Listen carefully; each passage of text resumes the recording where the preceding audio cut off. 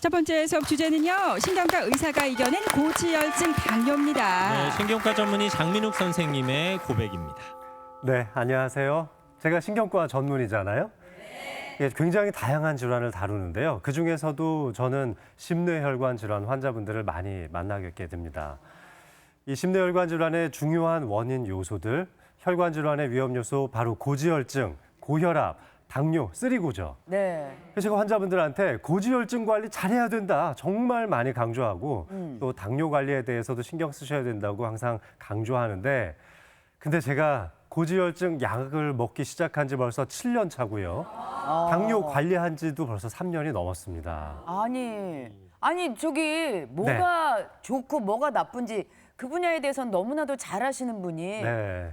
아니 어쩌다가 그러셨어요? 혼나셔야 네. 돼요, 의사 선생님도. 이게 사실 네, 우리 MC님께서 말씀하셨듯이 저도 이제 인간이잖아요. 네. 의사이기 전에 어쩔 수 없이 평범한 성인 남성이었고 사실 제가 고지혈증을 알게 된 계기가 정말 우연히 알게 됐거든요. 어떻게 해요? 그때 30대 중반에 이제 대학에서 강의를 하고 있었어요. 근데 강의가 이제 젊은 학생들도 하지만 좀 나이 드신 CEO분들 강의도 하거든요. 그분들 강의를 하면서 혈관 질환에 대한 굉장한 막 강조를 하고 고지혈증 관리 잘 하셔야 된다. 지금 여기 강의에 참여하신 여러분들 중에 고지혈증 모르시는 분들이 있을 거다 해서 제가 고지혈증을 즉석에서 체크할 수 있는 기계를 가지고 갔었어요. 그런 기계도 있군요. 네. 그래서 당시에 이제 중성지방과 총콜레스테롤 수치 등을 잴 수 있는 그 기계를 가져가서 재면 LDL 콜레스테롤 수치를 잴 수 있었거든요. 네. 그래서 이제 한 분 한 분 이렇게 피 검사를 해드리면서 그 자리에서 결과를 보여드리고 충격요법을 드리고 있었던 거예요. 근데 이제 얼마나 정상적일 수 있는지 정상 수치도 보여드려야 되잖아요. 그렇죠, 그래서 그렇죠. 자신 있게 제 손가락을 딱 따가지고 네. 이 정도가 정상이다 하면서 딱 보여드렸는데 그 수치가 150 정도가 나왔던 거예요. 그럼 150 네. 어느 정도인 거예요, 그게? 그게 이제 LDL 수치 150이면요. 네. 이게 정상 수치가 100에서 129 정도 나오면 정말 좋은 정상이라고 얘기를 합니다.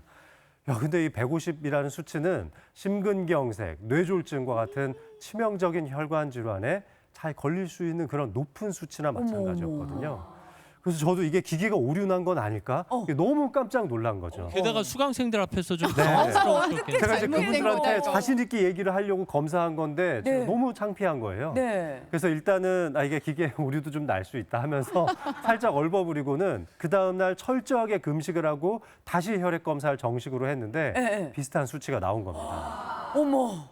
기계가 잘못된 게 아니었네요. 아니었던 거죠. 왜 기계만 탓했을까? 기계가 얼마나 억울했을까? 예, 그래서 당시에 이제 굉장히 큰 충격을 받았는데 제가 이제 주로 다루던 질환이 이제 바로 뇌졸중이었습니다. 근데 뇌졸중은 사망률도 20%에 육박하는 굉장히 위험한 질환이지만 생존하더라도 3명 중 2명은 일상생활에 어느 정도 지장을 받게 됩니다. 그리고 3명 중 1명은 누군가의 도움을 받아야만 살 수 있는 거죠. 그만큼 많은 후유 장애를 앓게 되는 건데 30대 이제 중후반에 이미 제가 고지혈증이 찾아왔다는 생각을 하니까 너무 많은 생각이 들더라고요. 젊은 나이니까. 네, 아니 근데 지금 네. 보면은 전혀 뭐 고지혈증과 관계 없어 보이는 외모인데 그렇죠. 그렇잖아요. 뭐. 네. 근데 왜 고지혈증에 근데 걸렸을까요? 네. 사실 이 사진을 보시면은 왜 그랬을까 좀 왜? 아실 네. 겁니다. 아까 얘기했던 그 과거 네, 사진인가요? 아까 김전 아나운서가 이게 말했던. 제 흑역사인데 네. 선생님, 되게 뽀예요.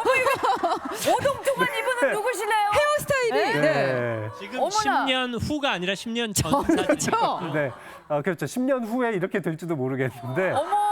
10년 전에 제가 이렇게 살이 좀 포동하게 올랐던 이때 당시 정말이에요. 사진입니다. 어머, 네, 세상에. 이때가 이제 임상 강사 시작을 했을 때이고요. 네. 대학에서의 교수 발령을 막 앞두고 있었던 시기입니다. 이때 병동에서 뭐 당직도 서야 됐고 또 응급실에 오시는 환자분들 응급 시술도 해야 되는 만큼 밤샘 근무 또 제대로 지켜지지 않았던 식생활 습관 그러다 보니까 사실 너무 바쁘니까 운동도 제대로 할 수 없었죠. 그래도 나는 30대 중반 후반인데 뭐 나한테 그런 일이 생길까 사실 싶기도 했었습니다. 네. 그래서 더 좀 방탕한 식생활 습관을 가졌던 것 같아요. 그때 이제 아침은 주로 걸렀고요. 점심 저녁은 그래도 직원 식당에서 나오는 규칙적인 식사를 했지만 네. 제가 이제 간식으로 빵이나 떡 같은 걸 좀 많이 먹었었고요. 그리고 컵라면을 진짜 많이 먹었습니다. 진짜 마셨다. 들이마시듯이 1년에 컵라면을 제가 한 300개 정도 먹을 정도로 그럼 거의 매일 하나씩 드신 거네요. 제가 컵라면 많이 먹는 의사로 방송에 나온 적도 있어요. 진짜? 사실 라면도 안 좋은데 그 용기에 익혀 먹는 라면은 더 안 좋다고 하잖아요. 맞습니다. 그러니까 거의 탄수화물 폭탄인 음식들을 섭취했던 거죠. 그래서 당시 제가 이제 20대 중반부터 30대 중반까지 거의 10년 동안 유지했던 그 70kg이라는 제 몸무게가 있었는데 네. 이때 2년 만에 78kg가 된 거예요. 네. 그러니까 뭐 당시에 사실 시원하게 네. 맥주 한 잔 탁 하면서 조그마한 그 야식 하나 먹는 거. 그것도 저한테는 굉장한 낙이었거든요. 그러니까 너무 방심했던 그런 식생활 습관 때문에 이제 저런 사진과 같은 결과가 나온 거죠. 네. 뿐만 아니었습니다. 이때 이제 제가 너무 살도 많이 쪘었고 고지혈증 수치가 이렇게 높게 나오니까 혹시 나도 뇌혈관 질환이 생기면 어떡하나 하는 걱정에 건강검진 차원에서 이 병원에 MRI를 촬영을 했었죠. 네. 근데 제 뇌에 소혈관 질환이라는 일종의 이제 뇌경색이 되기 전 단계에 해당되는 허혈성 뇌병변이 있었다는 겁니다. 어머. 그 나이에. 저도 모르는 사이에 제 뇌에 5개나 소혈관 질환이 생겼다는 것을 지금 그때 알게 된 거죠. 지금 말씀하신 건 30대의 네, 맞습니다. 얘기인 거죠? 네, 그때가 이제 제가 38살 되던 해였거든요. 어머. 그래서 너무 큰 충격을 받아가지고 여러 가지 건강 검진을 해보니까 간은 아니나 다를까 지방간도 있었죠. 그래서 환자들한테 늘 강조하던 그 일을 이제 제가 하게 된 겁니다. 그래서 굉장히 고용량의 스타틴이라고 부르는 이 콜레스테롤을 관리할 수 있는 약을 먹기 시작했었죠. 초반에 이렇게 거의 고용량 거의 80mg에 대한 굉장히 고용량의 약을 먹었었거든요. 그때 너무 저도 위기 상황이 심했고 또 경동맥에 플라크도 있었기 때문에 어쩔 수 없이 약을 먹었었고 그러면서 콜레스테롤을 굉장히 많이 낮췄습니다. 그리고 여러 가지 식생활 습관 운동하면서 정말 건강해지고 있다는 생각이 들었었는데 네. 그런데 그런데 어느 날 네. 당 수치를 보고 한 번 더 놀란 일이 있었습니다. 제가 이제 3년 전쯤에 사실 건강이 점점 좀 안 좋아지는 어떤 일들이 있었어요. 스트레스 지수가 굉장히 많이 올라가서 당시 대학병원을 그만두고 작은 의원 클리닉을 이제 개원해가지고 소소하게 진료를 보고 있었습니다. 근데 사실 이 개원 과정이 만만치 않더라고요. 환자만 신경 쓰면 될 줄 알았는데 사실은 제가 받아야 되는 스트레스가 너무 많았습니다. 뭐 여러 가지 사무적인 일들도 처리를 해야 됐고 뿐만 아니라 뭐 은행 대출이라든지 신경 써야 될 게 너무 많더라고요. 그때 당시에는 이제 새로 나오는 신의료 기술들을 제가 시험해보고 있었던 순간이라 매일 연속적으로 혈당을 측정할 수 있는 장치를 부착하고 있었습니다. 네. 사실 이제 지금도 제가 여기 하나 이렇게 부착을 하고 있는데요. 그래요. 근데 이런 연속 혈당 측정 장치 부착하고 있을 때 아침에 공복 혈당은 늘 한 90, 한 95 이 정도 건강하게 지내고 있었는데 아침에 뭐 은행에서 이렇게 전화 한 통 받고 되게 스트레스를 받은 날이 있었어요. 네. 근데 아무것도 안 먹고 물만 마셨던 날인데 네. 공복 혈당이 180까지 올라갔어요. 이게 스트레스만으로도 그렇게 빠져요. 네. 맞춰봤는데 어머. 그게 근데 아무리 그렇군요. 스트레스를 받아도 네. 그 정도까지 올라가는 거는 사실 정상인에서는 있을 수 없는 일이거든요. 그렇죠. 네. 이게 당뇨병의 진단 기준이 126이에요. 네. 그리고 완벽하게 정상으로 보려면 공복 혈당이 100보다는 낮아야 되는데 진짜 어마어마하게 많이 올라간 거죠. 그럼 왜 그랬을까요? 네. 근데 스트레스? 그때는 제가 너무 사실 또 자신만만한 것도 있었어요. 저희 아버지가 당뇨병으로 오랫동안 고생을 하고 계셔서 아버지한테 제가 막 잔소리하면서 당뇨 관리 정말 많이 시켜드리고 있었던 거거든요. 네.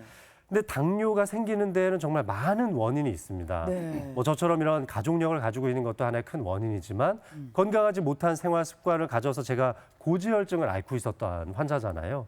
그러니까 그것도 또 하나의 당뇨의 위험 요소로도 작동합니다.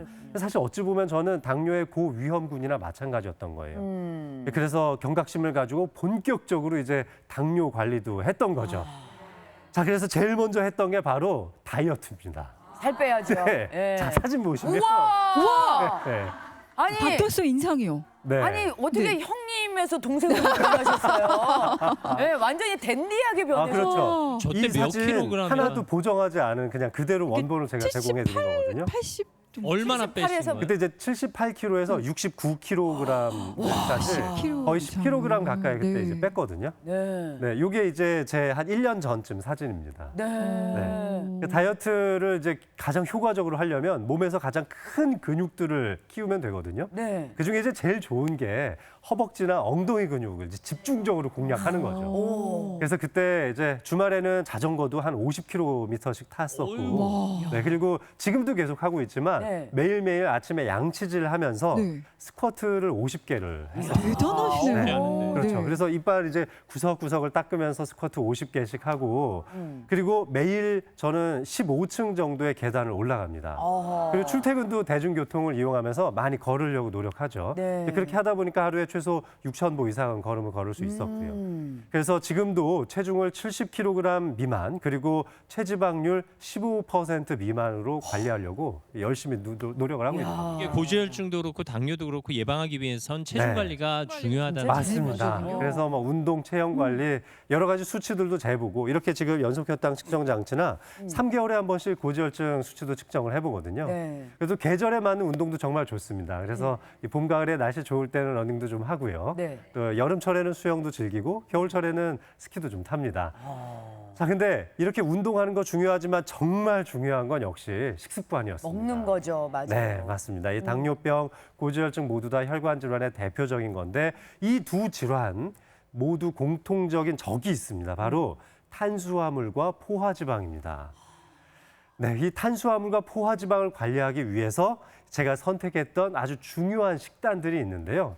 자, 고지혈증 관리하려면 기름기 있는 음식 안 먹으면 되겠지라고 생각하시죠? 흔히 그렇죠? 네. 하지만 콜레스테롤은 우리 몸에서 약 80% 이상 생성되는 게 영향을 미치는데 이때 주된 원료로 사용하는 것이 바로 탄수화물입니다. 아, 그래요? 그래서 탄수화물을 조절하는 것이 콜레스테롤을 조절하는 데 핵심이 될 수 있는 그러면 거예요. 기름기 있는 거 안 먹어도 쌀밥을 먹으면 소용없다는 뜻이에요. 그럼요. 흰쌀밥 한 번 먹으면 콜레스테롤 금방 올라갑니다. 그렇구나. 그런다가 당뇨병을 예방하기 위해서는 또 탄수화물만 신경 써야 될 것 같잖아요. 네. 하지만 포화지방이 많은 식단을 유지하면은 이 에너지가 굉장히 많이 넘치기 때문에 혈당이 굉장히 많이 올라갑니다.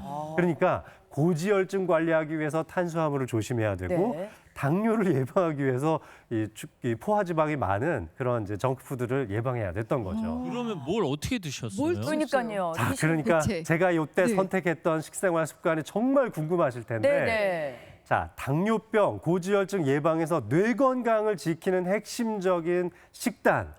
2015년도에 미국 하버드 대학교에서 여러 차례에 걸친 연구 결과 끝에 발표한 마인드 식단이라는 겁니다. 자, 마인드 식단은요, Mediterranean Dash Intervention for Neurodegenerative Delay라는 거예요. 약간. 길어요. 죄송합니다. 네. 일단 마인드를 하죠.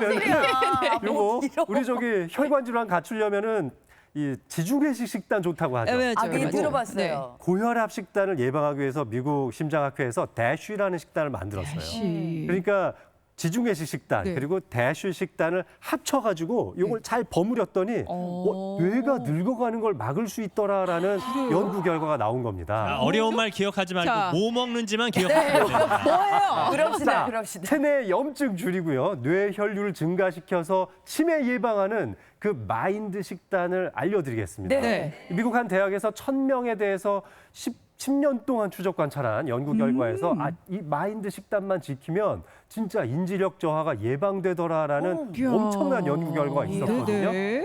자, 마인드 식단의 핵심 요소들을 알려드리겠습니다. 와, 네. 궁금합니다. 자, 뭘 지켜야 되는지 보시면 네. 자, 우리 몸에 오. 좋다고 알려진 거 다 나와 있죠. 그러네요. 네. 자, 이 중에서 통곡물 이거 매일 드셔야 됩니다. 매일. 매일 3번씩 챙겨 드시면 좋아요. 네. 매 끼니마다 흰쌀밥 대신에 통곡물 드시면 좋겠죠. 통곡물로 만들어진 여러 가지 음식들도 많이 나와요. 네. 자, 요거 3번씩 드시고요. 채소 드셔야겠죠. 네. 자, 채소 중에서는 녹황색 채소를 일주일에 6일 이상 드셔야 합니다. 매일 먹으라는 얘기예요. 거의 매일 드셔야 되는 거예요. 네. 그 다음에 또 주의해야 될 점이 녹황색 채소뿐만 아니라 다른 종류의 채소도 매일 드시는 게 좋습니다. 네. 자, 그 다음에 견과류 일주일에 5번 이상 드시는 게 좋아요. 자, 그 다음에 여기 콩 나와 있죠? 요거는 4번 이상 드시면 좋습니다. 4번 이상. 자, 오른쪽에 있는 베리류의 과일, 뭐 블루베리 같은 것도 여기에 해당되죠. 네. 여러 가지 이런 베리류의 과일이나 닭고기나 오리고기 같은 이 가금류에서부터 축적할 수 있는 단백질을 일주일에 2번 이상 드셔야 됩니다. 그래요. 저거 치킨 먹어도 돼요, 그럼? 튀긴 거. 치킨이요? 치킨은 좀 곤란한데 근데 건강한 좋은 기름에 튀긴 치킨이라면은 저는 크게 반대하지 않습니다. 네. 이제 튀김 옵들을 조금 제거해서 드시면 더 좋겠죠. 네. 자, 그리고 생선 많이 챙겨 드셔야 되는데 일주일에 1번 이상은 꼭 드셔야 됩니다. 생선도. 자, 그리고 마지막으로 우리가 건강한 지방을 섭취하는 방법으로 이렇게 올리브 오일을 먹는 것도 굉장히 핵심적인 요소입니다. 심지어 올리브 오일을 소주잔 반잔 정도 마시는 분들도 있더라고요. 평소에 내가 올리브 오일을 좀 자주 먹을 수 있는 조건이 없으면 그렇게 드셔도 좋습니다. 그래요? 네, 뱃속에서 난리 나지 않나요? 근데 아침에 빈속에 드셔도 좋아요. 이게 혈당 관리에도 도움이 좀 될 수 있거든요. 그래요? 식사 전에 조금 드셔보시는 것도 아주 좋습니다. 그러면 저렇게 먹으면서 앞서 말씀하신 대로 기름에 튀긴 거나 가공식품이나 단당류가 있는 건 그런 건 먹지 좀 않아야 조심해야죠. 되나요? 조심. 네. 네, 특히 그 빵 드시는 분들 정말 많은데요. 맛있는데. 한 글자는 저는- 다 맛있어. 빵, 네, 쌀, 버터 너무 쌀, 많이 떡, 들어가 있는 밥 빵 이런 거. 있잖아요. 그런 거는 일주일에 한두 번으로 제한하시고 또 정말 중요한 게 네. 치즈. 치즈? 치즈가 건강에 좋아서 또 많이 드시는데 치즈도 사실은 일주일에 딱 한 번만 드시면 좋을 것 같습니다. 그래요? 한 번. 자, 이런 식으로 좀 건강에 대해서는 좀 부지런 좀 떨면서 네. 이렇게 여러 가지 주의해야 될 점들도 머리에 좀 넣고 계시면 좋을 것 같습니다. 사실 저는 네. 긴급 질문이 있어요. 네, 네. 네. 제가 알기로는 장민욱 선생님이 술을 꽤 좋아하시는 걸로 아는데 술이요? 그 네. 문제는 술도 한 어떻게 글자네요. 해결하셨어요? 자, 술 먹는 습관에 대해서 네. 제가 한 가지 좀 조언을 드린다면 네. 네. 일단 술을 일주일에 2번 이상 드시면 안 돼요. 술 한 번 드시면 꼭 3일은 쉬셔야 됩니다. 그리고 어떤 순간에도 필름 끊기지 않게 드셨으면 좋겠고 네. 네. 술 한 잔 드셨다. 네. 반드시 물을 한 잔씩 같이 드시면서 드시기 바라겠습니다. 아. 그리고 요즘 술 너무 빨리 드시잖아요. 네. 네. 초반에 그 1시간 정도의 시간 동안에 반병 넘게 드시지 않으셨으면 좋겠습니다. 아니, 선생님도 그렇게 드시고 계신 거예요? 네, 부끄럽지만 네. 사실 저도 이게 스트레스가 만병의 근원이라는 생각 때문에 네. 하지만 정말 과하지 않게 아주 정말 가끔 건강한 음주를 하려고 노력하고 있습니다. 건강한 식습관이 이만큼 중요하다는 네, 네. 죄송합니다. 네. 자, 오늘 제 강연 마무리할까 하는데요.